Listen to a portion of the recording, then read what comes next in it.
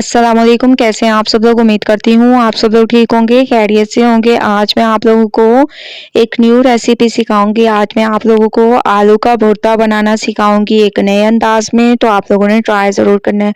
उसके लिए मैंने आलू को बॉयल होने के लिए चढ़ा दिया है। ठीक है, आलू को अच्छी तरह से बॉयल कर देंगे। आलू को मैंने बॉईल करके निकाल दिया है। अब मैं इसमें लाल मिर्चों का पाउडर, हस्बे ज़ायक़ा नमक मैंने इसमें डाल दिया।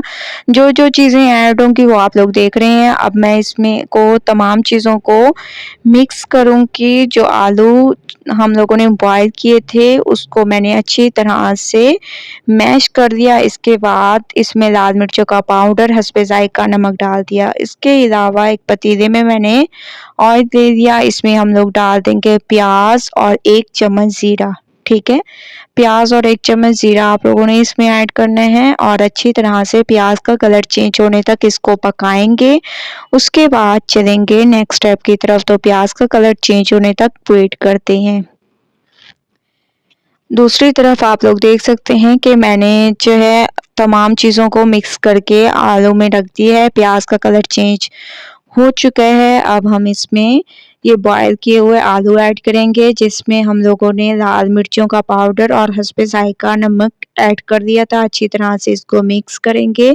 ये आलू का भुर्ता बहुत ही ज़बरदस्त बनता है, बहुत ही जायके वाला बनता है, तो आप लोगों ने इस रेसिपी को ज़रूर ट्राई करना है। थोड़ा सा इसमें आप लोगों ने पानी ऐड कर देना है, ठीक है, ताकि जो भी कसर हो वो भी पूरी हो जाए। तो आप लोगों ने इसमें ऐड करने के बाद इसमें आप लोगों ने पुदीना, हरी मिर्चें और हरा धनिया, ये 3 चीज़ें आप लोगों ने ऐड करनी है। तीनों को मैंने एक साथ कट कर दिया है, तो आप लोगों ने भी ऐसे ही करना है। 3 चीज़ें आप लोगों ने ऐड करनी है और अच्छी तरह से इसको मिक्स करना है। इसको पकने के लिए छोड़ देंगे। उसके बाद चलेंगे नेक्स्ट स्टेप की तरफ। तो इसको मैं पकने के लिए छोड़ दूंगी 10 मिनट के लिए।